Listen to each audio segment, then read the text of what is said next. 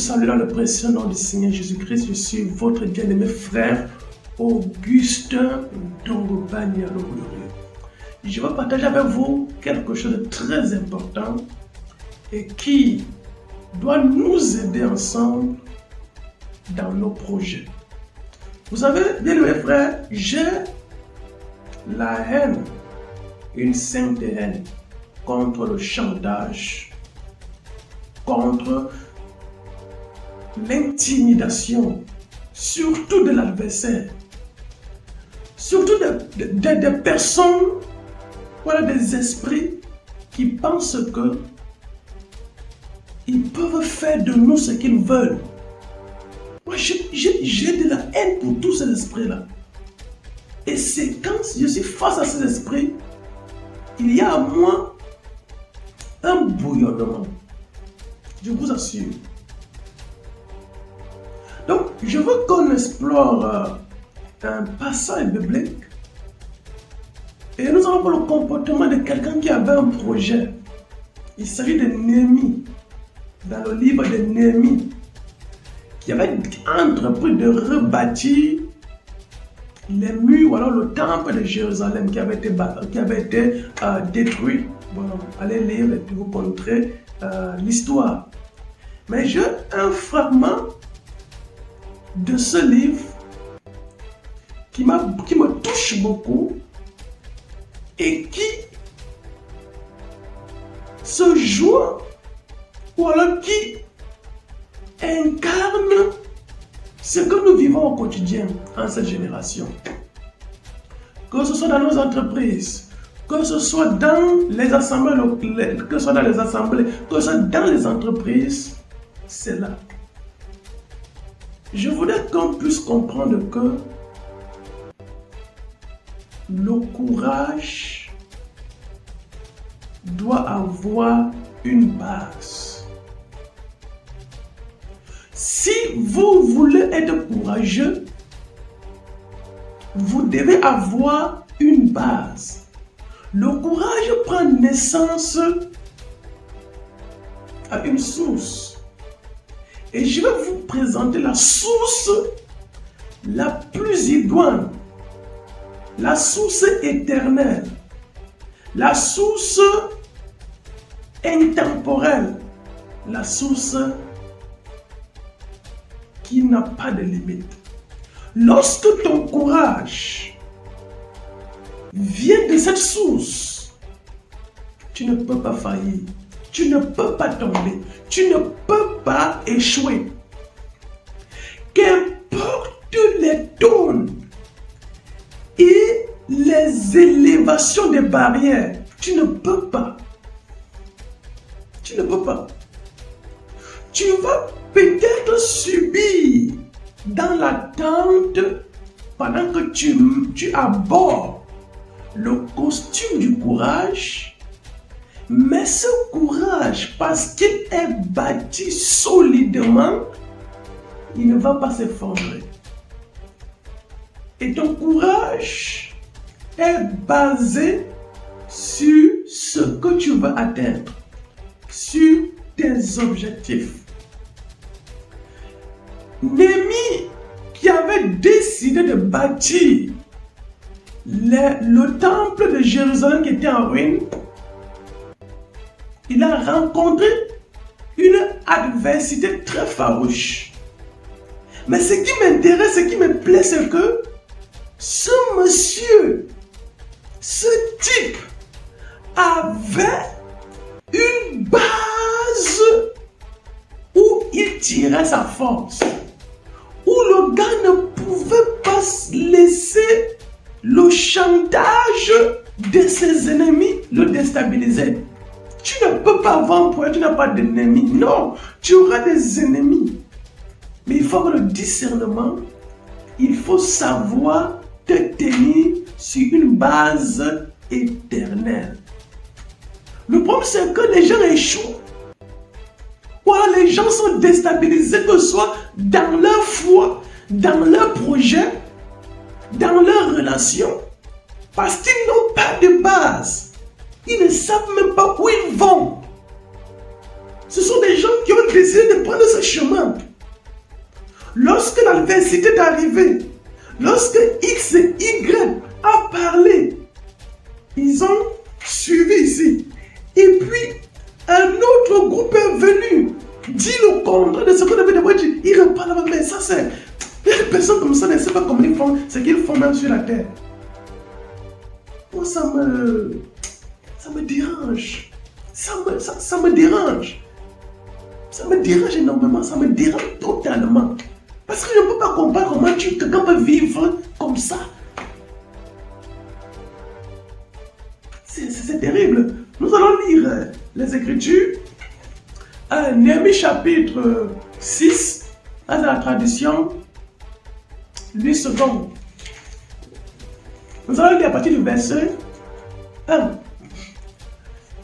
Je n'avais pas encore posé les battants des portes lorsque Sambala, Tojiba, Geshem, l'Arabe et nos autres ennemis apprirent que j'avais rebâti la muraille et qu'il n'y restait plus de brèche. Alors Sambala et Gershom m'envoyaient dire, viens et ayons ensemble une entrevue dans les villages de la vallée d'Ono. Ils avaient médité de me faire du mal. Je leur envoyais des messagers avec cette réponse. Écoutez très bien. Je leur envoyais des messagers avec cette réponse. J'ai un très grand ouvrage à exécuter. Première des choses, mes chers amis, parce qu'il avait d'abord identifié les ennemis de son projet.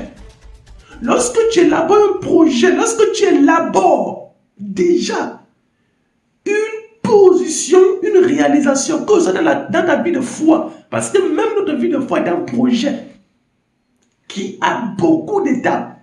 C'est pourquoi il y a des gens qui abandonnent le chemin à cause des difficultés, à cause qu'on les appelle les alléluia, à cause qu'on les insulte qu'ils sont dans les églises et tout ça là. Ils abandonnent Jésus. Et on sait quand même qu'il y a des fautes, il y a des tintins, il y a des pasteurs tintins, prophètes tintins, surtout dans cette vie de Kribi. C'est seulement que bon, moi je ne suis plus trop dans les affaires qu'il faut dénoncer X ou B, Y. Mais il y a des tintins qui sont là, qui déstabilisent les familles, qui déstabilisent la foi des uns et des autres. Ce sont des gros menteurs. Mais lorsqu'on est sur le véritable évangile, pas de l'émotion, mais qui bâtit l'être, qui bâtit sincèrement, vous n'allez pas être déstabilisé lorsque vous vous tenez sur le véritable fondement. Il est inébranlable. Ce ne sont pas les émotions, non, il ne s'agit pas d'émotions. Il s'agit de la quintessence et de la puissance divine qui agit en toi. Tu n'as pas besoin d'appeler un prophète X ou Y pour prier pour toi. Parce que tu sais dans qui tu es. Et que tu peux toi-même appeler l'intervention divine. Tu connais les codes spirituels. Tu n'as pas besoin. Parce qu'on t'a montré ça. Maintenant, tu dois être à mesure de toi-même accéder. Parce que le voile était déchiré. Le voile était déchiré. C'est prophétique. L'accès. À l'époque, il y avait une seule personne. Un seul sacrificateur. Il y avait un seul souverain sacrificateur qui vous permettait d'avoir, qui partait expier les péchés au temple. Mais lorsque Jésus-Christ arrive, qui est le couronnement de tous les prophètes, il donne l'accès à tout le monde pour accéder. Ceux qui acceptent d'être sauvés par lui et de faire de lui son Seigneur. Donc ici, Néhémie avait déjà localisé ses ennemis. Il avait son projet et il avait localisé ses ennemis parce qu'il avait abattu les murailles. Puisque depuis, quand vous lisez dans le départ, il y a de l'adversité. Il y avait l'adversité. Il connaissait ses ennemis. Tu ne peux pas localiser tes ennemis Et puis on t'apporte un langage mielleux. Tu te laisses emporter par des émotions. Parce que tu es un feignant. C'est pas bon. Un enfant de Dieu qui n'a pas de discernement, elle voit l'échec, à la mort. Il y a même des propositions qui sont bonnes, comme ça. Mais c'est la mort. La véritable mort. La véritable mort. On te piège dessus, on va te piéger. Parce que tu as besoin d'argent. Facilement. Tu ne veux pas souffrir. Tu ne veux pas qu'on t'insulte comme on peut m'insulter. Ouais. Où va mes yeux sont rouges. Je ne dors presque pas. Je ne dors pas trop. Parce que je travaille, je sais que j'ai du pain sur la planche. J'ai du vin à moudre. Hein? C'est quoi ça? Ou c'est du mil, ou c'est de quoi on va moudre. J'ai oublié le terme. Et tu ne vas pas venir me proposer des trucs. Je peux faire travailler chez toi, tu ne me payes pas. Je vais digérer. Mais tu ne vas pas me proposer une chose qui va déstabiliser ce que moi j'entreprends faire. Tu ne le feras pas. Ok, on continue. J'ai un grand ouvrage à exécuter et je ne puis descendre. Le travail serait interrompu pendant que je le quitterai pour aller vers vous. Voilà la réponse de Néhémie. Et qu'il donne au travers de ses messagers. Il m'adresse, il n'y a pas quelqu'un qui est persévérant comme le diable. Bien sûr, le diable est persévérant. Le diable n'abandonne jamais. Il va toujours venir. Le diable n'abandonne pas lorsqu'il s'effile. C'est les enfants de Dieu qui sont tellement mous que lorsque une difficulté arrive, pour s'échapper, ce n'est pas la volonté de Dieu. Ce n'est pas la volonté de Dieu. Premier échec, deuxième échec. Le Seigneur n'est pas là. Et puis quand tu rencontres un prophète Tintin, je vois il va te parler que je vois les rongeurs dans ta vie. Il faut venir à l'hôtel, déposer l'offrande pour escroquer ton argent. Alors que Dieu voit l'abnégation à tenir ferme face à ce que tu veux exécuter. Il m'adressait 4 fois la même demande et je leur fis la même réponse. Je ne sais pas si il y a parfois dit que bon, est-ce que parfois quand il lit, je me dis, est-ce que les gens lisent et comprennent? 4 fois la même demande. Je fis la même réponse. Tu as ton projet. Tu sais ce que tu as réalisé. Tu as localisé tes ennemis. Tu es constant dans tes réponses. Ce n'est pas qu'une fois, 2 fois, après tu mets l'émotion. Je vais aller faire comment? Parce que lorsqu'ils vont insister, tu seras dans des difficultés énormes. Ils te font une proposition mielleuse. Tu es là, tu dis, je veux faire comment? La source, la base de ton courage. Le courage ne doit pas venir n'importe où. Ça doit venir sur une base solide. Dans ta foi, dans tes projets, dans tout ce que tu accomplis, si ton courage, ton abnégation n'a pas un fondement, une base solide, un pilier sur lequel tu es accroché, tu ne vas pas tenir. Parce que tes ennemis, ils vont insister. Tes ennemis, on a vu ça avec Samson. Délile avait insisté. Jusqu'à le bon monsieur, il s'est laissé entraîner sur le fait que l'amour. Alors qu'il a une diablesse. Une diablesse.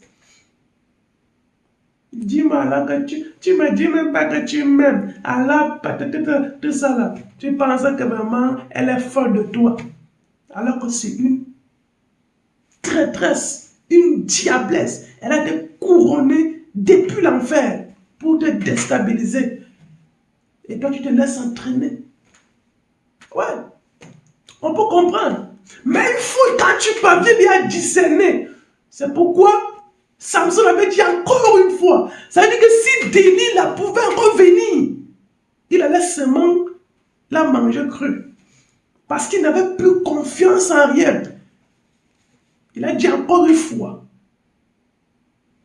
le Seigneur a accordé la grâce et le nombre de Philistins, le nombre de démons que Samson avait tués quand il est mort, c'était plus que quand il avait vécu. Oui, le nombre d'ennemis d'Israël que Samson a tués lorsqu'on avait peur, quand ça était percé.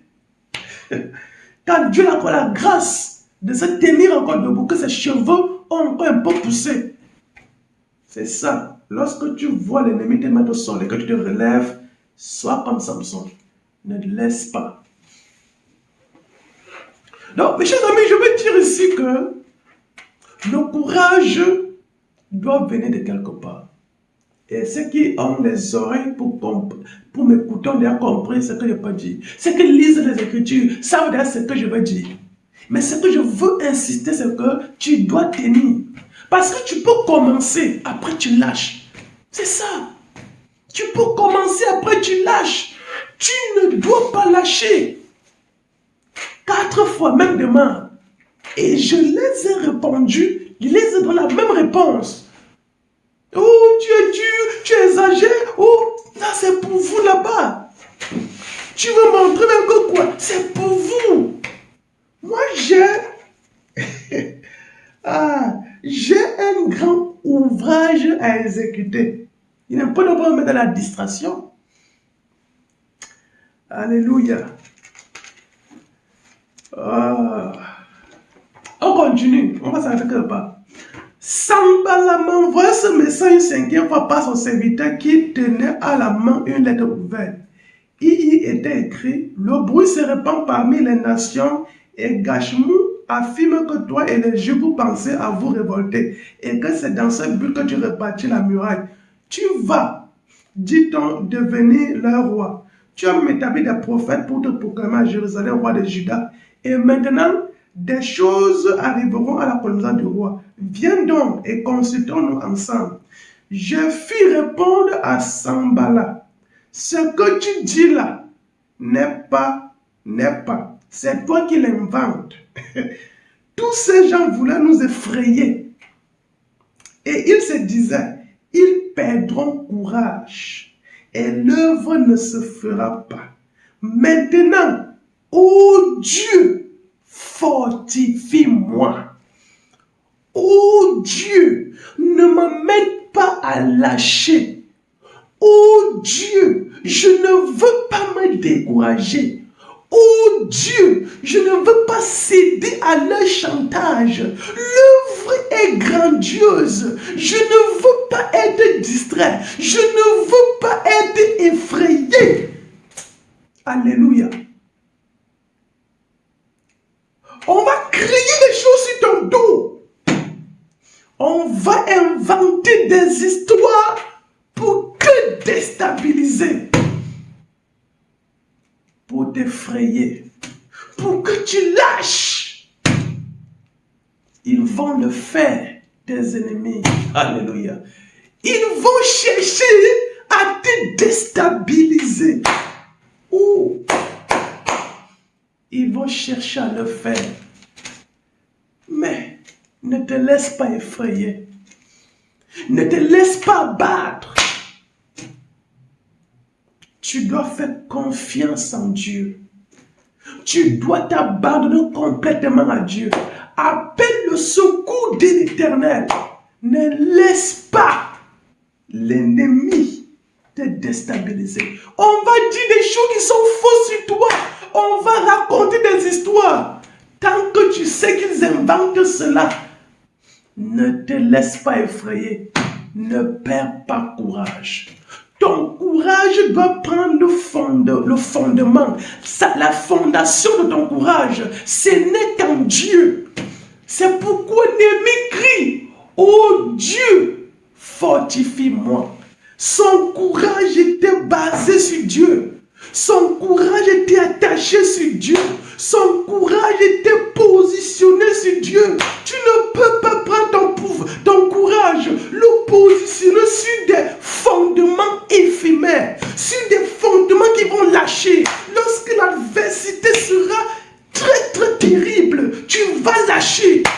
Je t'invite à ne pas fonder ton courage, ta détermination sur des choses qui vont lâcher. Je t'invite à ne pas le faire. Ne le fais surtout pas. Ne le fais surtout pas. Oh, ne le fais surtout pas. Si vous pouvez saisir la profondeur de ces paroles, je ne connais pas ta situation, mais je t'invite à tenir. On va inventer des choses. Non, les gars sont très forts. C'est pourquoi le temps pour toi de pleurer, de pleurnicher partout. Oh yeah, on dit que tu as fait ceci. Oh yeah, oh, non, tu n'as pas ce temps. You don't have time. Pour commencer tu vas expliquer quoi? Qui va comprendre quoi? Quand les gens ont décidé dans leur pensée d'inventer des histoires sur toi, leur but, c'est de te déstabiliser. Mais toi, tu te lèves, tu prends ton temps, tu commences à expliquer. Tu expliques quoi? Ton ouvrage que tu dois exécuter. Il va attendre. Est-ce qu'il ne peut attendre? Tu vas expliquer quoi? Il y a des gens que tu l'expliques de A plus B. Quand le gars a dit que c'est ça, tu le laisses. Il y a des gens que c'est vrai que ce qu'on dit là, c'est ça. Voilà pourquoi il faut chercher à dissimuler. Mais toi, quand tu sais qu'on invente les histoires là, et qu'on ne trouvera rien sur ce qu'on invente là, ce qui démontre que ce qu'on dit là est faux, c'est que quand on va te voir vivre, on ne verra pas ça. On ne verra pas ça. On ne verra pas. Donc tu n'as pas à te m'expliquer. Tu expliques quoi? Moi, raconte les choses sur moi, je vais t'expliquer quoi? Tu vas pouvoir perdre mon temps pour t'appeler, pour t'expliquer quoi? Je vais te dire c'est quoi? Mais si c'est vrai, il n'y a pas de problème. Mais si moi je sais que ce que toi tu dis c'est faux, j'aime mon ouvrage, il est tellement grand. J'ai un ouvrage tellement grand. Alors je ne veux pas perdre mon temps parce que je dois t'expliquer. C'est l'ennemi qui va t'effrayer. Pour que tu perdes le courage. Pour que tu abandonnes. Mais toi, ne te déstabilise pas. Si on raconte là que toi, tu vends l'huile. Et que ce n'est pas vrai. Mais tu te plains pourquoi? Mais si tu vends et que c'est pas ce que la parole demande de faire, tu abandonnes. Tu vas expliquer quoi à qui? Si ce qu'on dit est vrai et que ce n'est pas ce que Dieu dit dans sa parole, tu lâches ça. Et puis tu continues ton chemin. C'est arrivé que tu as commis une erreur, tu laisses. Tu as commis, l'erreur a été commise, tu laisses. Mais si c'est faux, tu n'as pas besoin de prendre le micro pour expliquer aux gens. Tu n'as pas besoin. Alléluia. Néhémie dit ceci. Que ses ennemis ont inventé une histoire sur lui. Parce qu'on a fait des propositions. Il y a quand même quelque chose. Quand tu vois l'ennemi, tu dis que mais, la chose que peut empêcher mon ennemi, c'est la persévérance sur le droit chemin. L'ennemi n'abandonne pas, gars.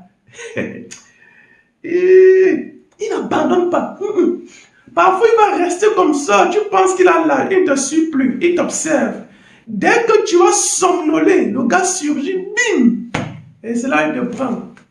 L'ennemi ne dort pas. C'est pourquoi toi aussi ne dors pas. À un moment donné, il faut être comme Dieu, qui ne sommeille, ne dort. Oui. Tu vas dormir, mais par contre, dès que tu dors seulement la carte, on va seulement on t'allume. Tu perds seulement courage. Je fis répondre à Sambala. Ce que tu dis là n'est pas. Ce sont des inventions, mon cher ami. Je ne vais pas céder à ton chantage. C'est toi qui l'inventes. Tous ces gens voulaient nous effrayer. Et ils se disaient, ils perdront courage. Et l'œuvre ne se fera pas. Écoutez. Oh, my Lord. Ils vont perdre courage. C'est-à-dire pour eux, c'est qu'ils voient ton projet, c'est que tu abandonnes. Il y a parfois, je mène des activités, je crois même que je gêne les gens. Je vois ces gens dans une ingratitude terrible. Je vais abandonner. Mais en moi, cette voix retentit. Tu n'as même pas encore commencé ce que tu as fait. Tu dois prendre courage. Tu dois utiliser ces éléments comme du carburant pour pouvoir avancer vers le courant de ta destinée, de la réalisation de ton projet. Tu n'as pas de laisser déstabiliser. Toutes ces choses-là, c'est un enseignement, ça enrichit. Ça enrichit ton professionnalisme. Tu n'as pas de laisser entraîner par ça. Ça ne doit pas t'amener à abandonner tes projets. Le but de Satan, c'est de te voir échouer. Alors on va créer des choses pour te voir abandonner. Et quand il voulait montrer quoi? Aka, ça a échoué. Aka. Mais quand tu as localisé tes ennemis, tu connais les manœuvres. Oh là là, tu sais ce que toi tu as fait. Parce qu'il y a des gens qui ne savent pas ce qu'ils ont à faire. Ils vivent là comme je ne sais pas. Je crois quand même les poules. J'avais observé un jour les oiseaux. Et je me questionnais. Et je voyais la grandeur de Dieu. Alors cet oiseau construisait le nid. Et il y avait beaucoup de nids sur cet arbre-là. Je me disais, mais qu'est-ce qui lui fait comprendre que voilà son nid ici, qu'il est en train de bâtir. Il faisait beaucoup de tout. Il se mettait sur son nid. Il allait, mais tu vois, quand il partait chercher les feuilles de palmier là. Il venait se poser sur son nid. Il mettait la chose. Je dis, mais un oiseau, quel cerveau, quelle intelligence. Quand je pense qu'il y a des hommes qui oublient même ce qu'ils ont à faire. Ça, c'est la possession diabolique. Tu oublies ce que tu as fait. Mais l'oiseau,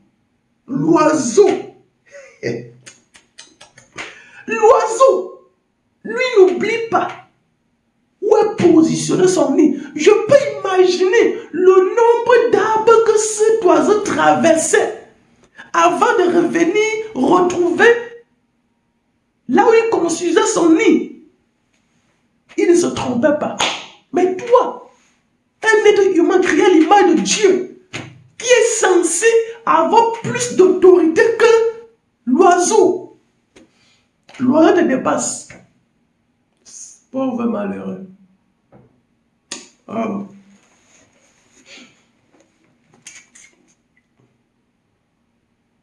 Ils vont perdre courage. L'œuvre ne se fera pas. Elle dit que lorsque tu veux l'échec de quelqu'un, tu es un sorcier. Si un jour tu as imaginé l'échec de quelqu'un, tu es un véritable sorcier. Et si tu me crois sur ton chemin, tu seras détruit. Parce que moi, je détruis les sorciers. Eh oui, si un jour tu as pensé à l'échec de quelqu'un, d'une famille, tu es un véritable sorcier. Tu es gradé.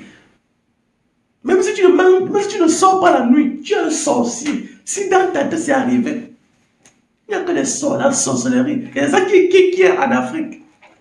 C'est ça qui est en Afrique. La sorcellerie. Négative, comme il faut le dire ainsi.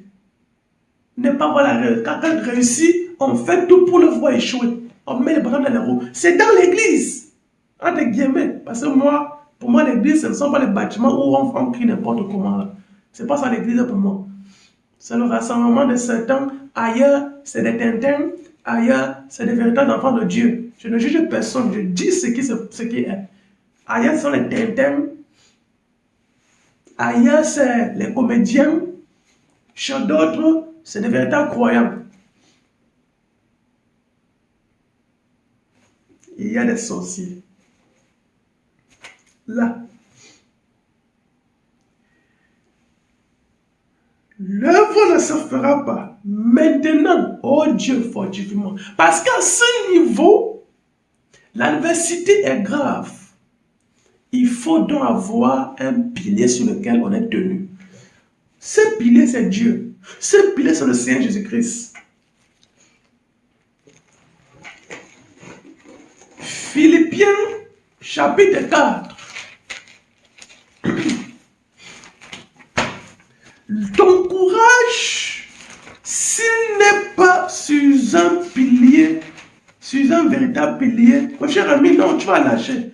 Ce n'est pas Philippiens chapitre 4, le verset 13. Je puis tout par celui qui me fortifie. Je vais lire la traduction parole vivante. Je vais lire la traduction parole vivante. Philippiens 4, verset 13. Parole vivante. Écoutons ceci. Je vais lire à partir du verset 12. À partir du verset 12.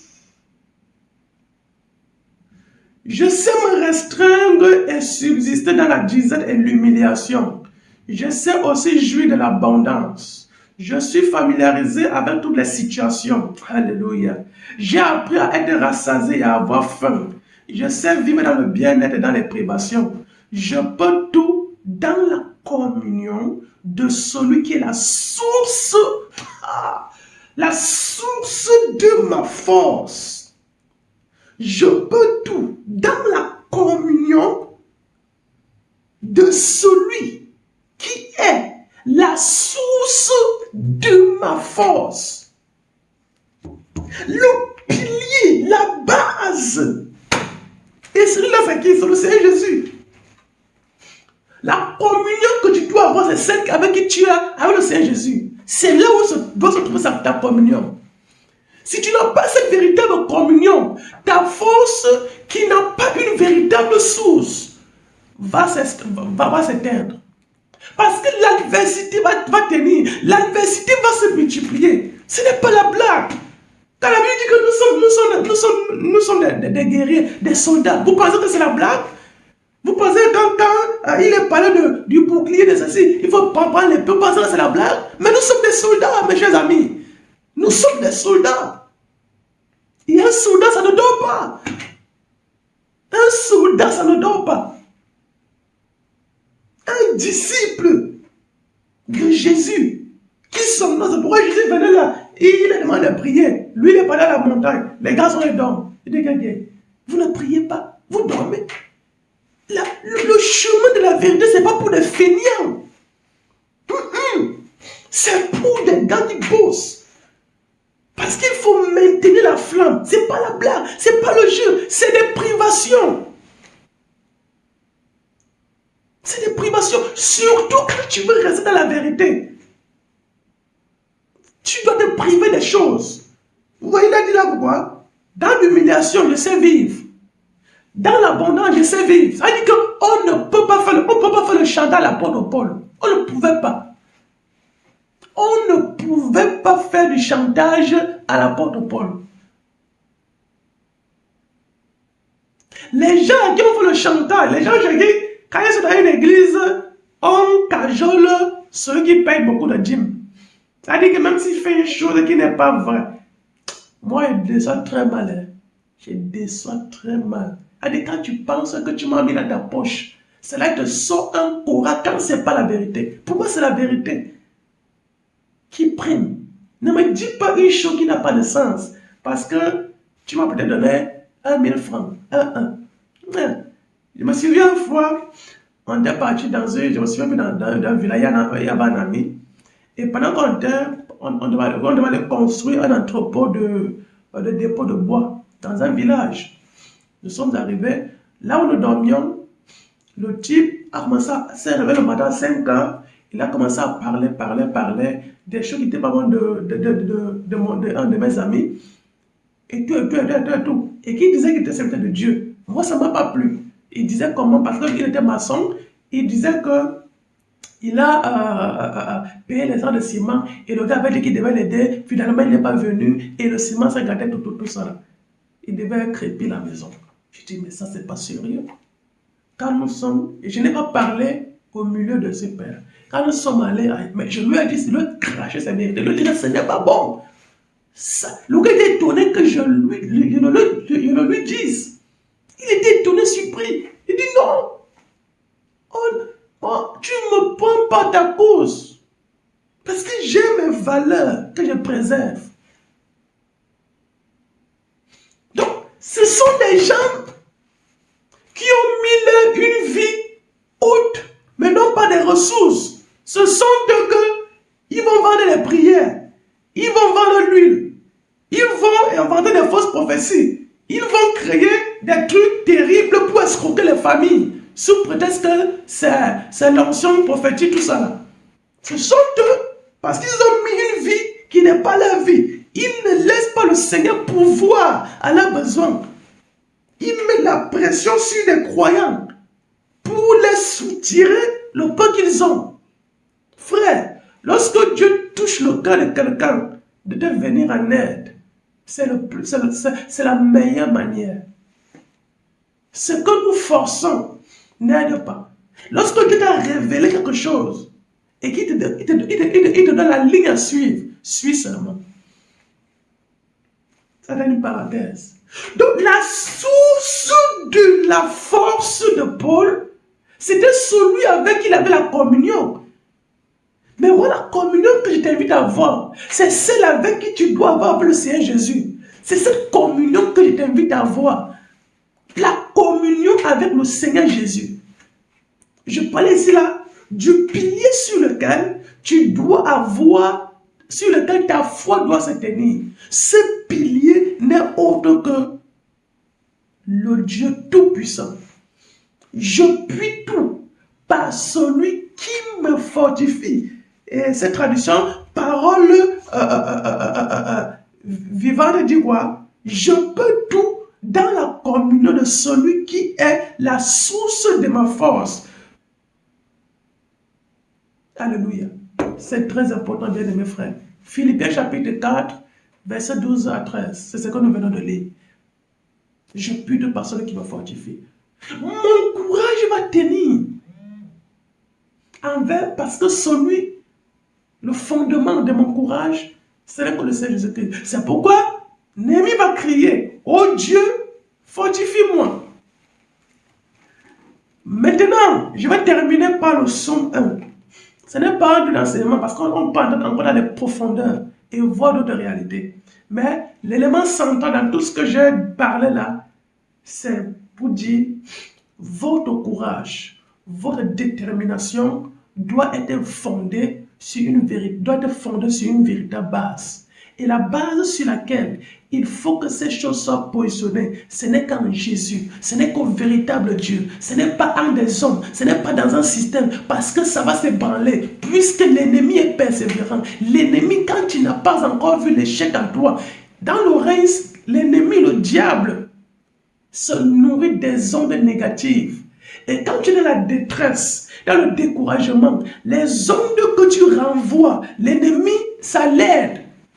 C'est pourquoi il y a des attaques que vous ne devez pas souvent répondre. Il y a des attaques qu'il faut discerner et que vous ne devez pas répondre parce que quand vous répondez, vous êtes anti votre source. Parce que c'est une énergie négative que vous envoyez et puis on récupère. Je vous parle par expérience et que le Seigneur m'avait donné la solution dans une situation que je l'avais posée comme question. Voilà, dans les questionnements que j'avais posés. Je vous parle de cette relation que moi j'ai eue, que j'ai eu dans cette situation alors le Seigneur. Et ce qu'il m'avait répondu. Et quand j'avais appliqué cela, j'avais vu sa main puissante. Parce que je lui avais demandé tel, je ne veux pas te dans les détails. Et c'est là où j'ai compris que l'ennemi se nourrit des zones négatives. Mais le nouvel ordre mondial, vous pensez qu'on crée la détresse partout? Pourquoi? Il y a des situations qu'on suscite parce qu'on veut que le peuple renvoie l'énergie négative pour nourrir la sale chose. Beaucoup ne comprennent pas ça. Je ne veux pas toucher le côté là encore. Je ne veux pas entrer dans les détails de ça. Et quand vous comprenez le fonctionnement du règne spirituel, mais quand vous êtes libre, vous êtes un gars libre, vous êtes un gars bien. Et ce n'est pas la grâce du Seigneur. Alléluia. Donc, si dans ton courage est sur un fondement éphémère, une source abracadabra, tu vas lâcher. Ah, je devais faire comment? Non, parce que ça, l'adversité, il y aura des temps comme ça, tu as faim. On vient te faire une proposition élogieuse. Tu sais. Beaucoup en allant penser pourquoi vraiment j'ai tellement, avec tous mes diplômes, j'ai cherché, je n'ai pas trouvé. Même des serviteurs de Dieu entrent dans cette loi penser pourquoi? Parce qu'ils n'ont pas un véritable fondement. Mon ministère, mon tel est descendu sur ton ministère, mon ministère. Qui est dans le ministère là? C'est Dieu, non? Alors, mais laisse Dieu t'utiliser. L'être humain est l'instrument de Dieu. L'être humain n'a pas de ministère ou alors je veux dire quoi? C'est un service que Dieu lui a donné. Et c'est Dieu qui l'utilise pour accomplir ce service. Il ne se lève pas. Quand on voit les gens qui veulent être ovationnés, voilà pourquoi ils tombent dans le truc. Ils utilisent parfois, ils ont des codes, comment est-ce qu'on va appeler ça? Ésotériques. Ils ont des codes du mysticisme qui est différent du spirituel. Du spiritisme même. Ils ont des codes, il y a des paroles qu'ils prononcent, on appelle ça des mantras, qui mettent en mouvement certains mauvais esprits. Ils ont ça. Parce que dès qu'ils prononcent cela, ils ont un rituel qu'ils ont fait quelque part, et puis ça met en mouvement un démon qui vient travailler à sa cause. Oh, il y a un terme là, ça vient dans ma tête, mais ça ne sort pas. C'est dans mon esprit, là, mais je n'arrive pas à capter. Peut-être ça va venir. Ils sont dans ça. Dans les trucs ésotériques. Dans l'occultisme. Ils sont là plusieurs. Ils vont venir manifester. La parole de Dieu dit que les faux prophètes vont venir vers la puissance du Saint-Esprit. Donc, le fait que tu aies prié, que le malade a guéri là, ça ne garantit en rien ton appartenance au Seigneur. C'est le fruit. Est-ce que ta pensée est régénérée? On ne peut plus peser. Parce que, actuellement, il n'y a encore rien. Hein. Si tu bats, d'ailleurs, par la grâce du Seigneur, moi, le miracle, moi, je suis d'abord un miracle. Je suis un miracle. Et un jour, je vais vous parler de ce qu'on entend vivre le miracle. Et par la grâce du Seigneur, de quoi? C'est un merveille. Quand tu comprends cette réalité, un enfant de Dieu qui vit le miracle, ça signifie quoi? Quand on dit que je vis de miracle à miracle, il pense qu'il a tué. Alors que c'est quelqu'un qui désobéit à plusieurs choses de Dieu. Que le Seigneur, par sa grâce, est obligé de faire le miracle. Bon, je vais faire cette parenthèse-là. Quand on parle de miracle, c'est quoi? C'est que tu n'as pas respecté certains principes de Dieu. Dieu a établi des codes dans le monde, dans la nature. Et le miracle, c'est ce qui va à l'encontre des lois de la nature établies par Dieu. Des principes de la nature établis par Dieu. Je me souviens une fois, parce que moi je suis un instituteur aussi de formation, et il devait faire mon rapport, le rapport de fin de stage. Et moi je suis quelqu'un qui aime faire les choses sous pression. Donc je suis désordonné. Bon, je me suis dit quand même amélioré. donc désordonné.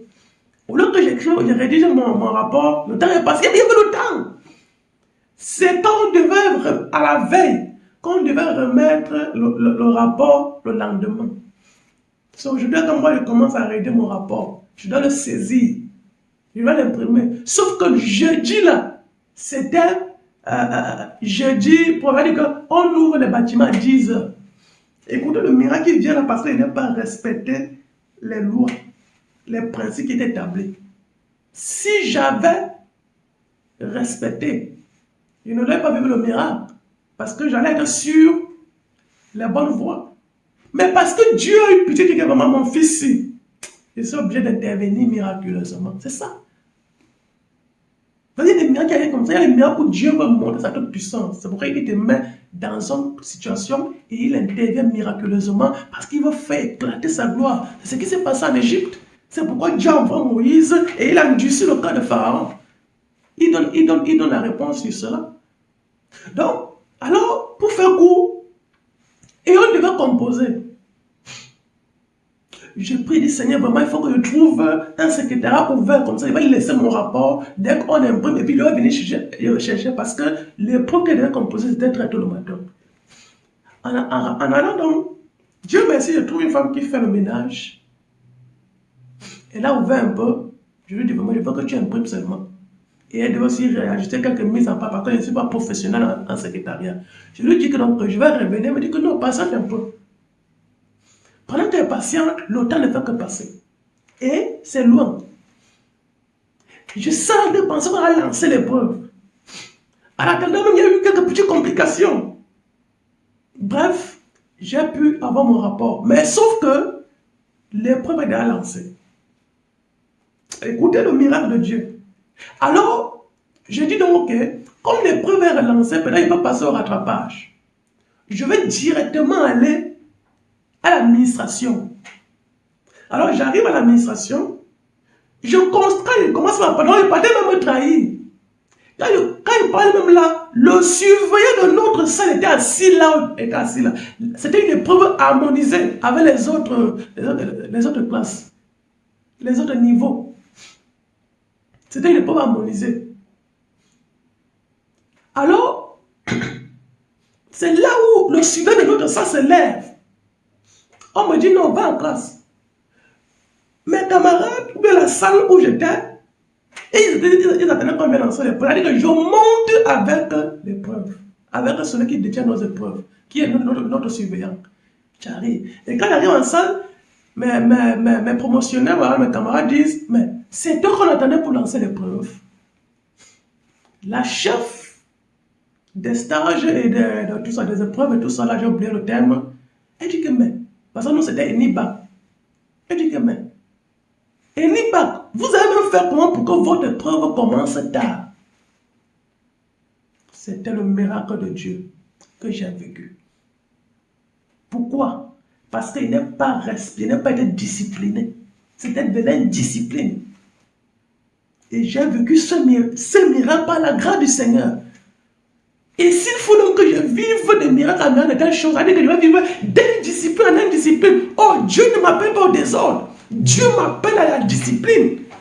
Si tu es discipliné, tu respectes les cours de la vie.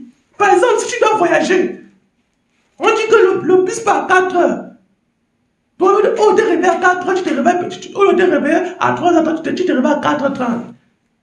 Et que Dieu mobilise le bus. C'est un miracle. La gloire de Dieu est manifestée, c'est bien. Mais sauf que tu n'as pas respecté les principes de la vie. Il y a beaucoup de miracles qui sont faits parce que tu es un désordonné. Mais par la souveraineté, la grâce de Dieu, il intervient. Les miracles arrivent en temps de crise. C'est parce qu'il y a crise qu'il y a miracle. C'est ça. Ok, peut-être on pourra revenir. Donc, mes bien-aimés frères, pour terminer, le courage, lisez le psaume 1. Le courage doit être fondé sur le Seigneur Jésus-Christ. C'est lui le véritable Dieu. Et quand ton courage, ta détermination, ton engagement sont fondés sur le Seigneur Jésus-Christ, dans votre communion, il saura te fortifier. Quel que soit le nombre d'ennemis qui vont se rassembler contre ton projet, contre ton ministère, contre ta relation, contre ton mariage, contre ton travail, contre tes activités, je te dis qu'ils ne pourront pas tenir. Et si tu sais ce que tu as à réaliser, tu ne vas pas te mettre dans la distraction, tu ne vas pas écouter leur manière, tu ne vas pas te laisser entraîner dans leurs propositions sataniques et diaboliques. Qu'importe ce qu'ils vont créer sur ton dos, ce qu'ils vont dire contre toi, ça doit te laisser à 37. Ne te laisse pas perturber. Je prie que tu ne te laisses pas perturber. Nous prions Dieu Tout-Puissant. Je prie Seigneur que tu stabilises en toi le courage, la détermination de tous ceux qui ont écouté ce programme. Je prie Seigneur que tu puisses les soutenir. Oh Dieu, l'ennemi est farouchement à leur trousse et ils ne peuvent pas sans toi. Je prie que tu les visites, que tu les fasses comprendre clairement avec tous les contours ce qui était dit dans ce message, dans cette exhortation. Oh Seigneur, soutiens-nous tes enfants, aide-nous à comprendre les principes de ta parole, la parole qui s'incarne à nous et que nous puissions la manifester. Nous te prions, Seigneur, de nous soutenir, de nous aider, de nous fortifier. Que la gloire te revienne, Seigneur. Que la gloire te revienne, Seigneur. Reçois la gloire, Seigneur. Sois honoré, notre Seigneur, et que ton nom soit à jamais béni, au nom puissant de Jésus-Christ. Amen. J'étais votre bien-aimé frère Augustin Balo Glorieux, pour des disciples de Jésus-Christ. Mon désir, c'est de voir des disciples de Jésus-Christ, surtout en Afrique, et partout dans le monde, s'investir réellement dans la parole et impacter le monde avec ce que Dieu a donné. Je crois que sans manigance satanique et diabolique, on peut réussir en faisant confiance à Dieu. Tout le Seigneur vous bénisse. Shalom.